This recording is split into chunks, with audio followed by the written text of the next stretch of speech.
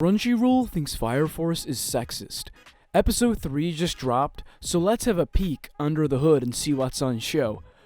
That probably wasn't the best metaphor to use given the current social climate. Anyway, what's going on, guys? Archer here. Do you think Fire Force is sexist? Let us know in the comments. And if you want more anime videos, subscribe to NerdView to show your support. So even before episode 3 was released, a Crunchyroll rep made this statement. Liking Fire Force does not make you a misogynist, but maybe praising it for being a good show and choosing to ignore its sexist undertone in favor of aesthetics in a medium where women are already framed as difficult to deal with or pathetic makes you misogynistic. So that's a really strong statement, which isn't entirely wrong, but it's a little extreme, so let's take a look. And then episode 3 came out after this statement. And I hate to say it, guys, but as far from being PC and social justice warrior as I am, they're not completely wrong at all.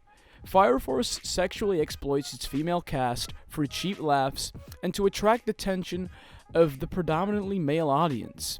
Episode 1 and 2 did have sexist elements, but it wasn't too extreme. We're looking at a constant mocking of Maki for being physically strong and capable and having a gorilla-like physique. This is very typical behavior for anime and resonates strongly with Japanese culture where femininity is considered to be a very slim frame with perhaps accentuated hips. The issue here is Maki is incredibly competent in her job due to her physicality she has achieved. And she's actually discredited for this, whereas men are praised. And taking things further, it's actually made into a joke that she's like that, as if she should be similar to the nun-type characters who are quiet, reserved, and shy. But that's just episode 1 and 2. The real blatant sexism and exploitation of women comes in episode 3, when a new character is introduced and for no apparent reason just wears a bra and an unzipped firefighter coat. Shinra then for no reason grabs her boobs, hugs her awkwardly, and later she falls through a wall and sits on Arthur's face again for no reason. It's cheap, unnecessary, and unrealistic comedy which makes the show lose its reputation. Now, I've already said how much I'm enjoying Fire Force.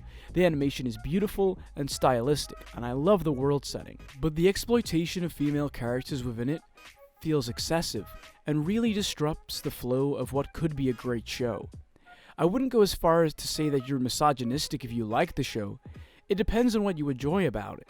Sometimes we can overlook issues and enjoy something for its positive aspects, e.g., you probably still listen to Michael Jackson even while all the accusations towards his treatment of children exist. Or you might still be a Christian even though the Bible does possess racist and sexist passages. You can look past these flaws and see what's good, and that's not necessarily a bad thing.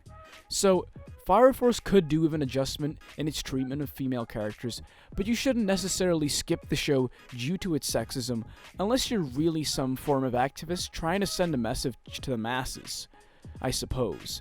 Anyway, I've been Archer. Leave your thoughts in the comments section and subscribe to NerdView for hopefully some more positive anime videos from tomorrow onwards.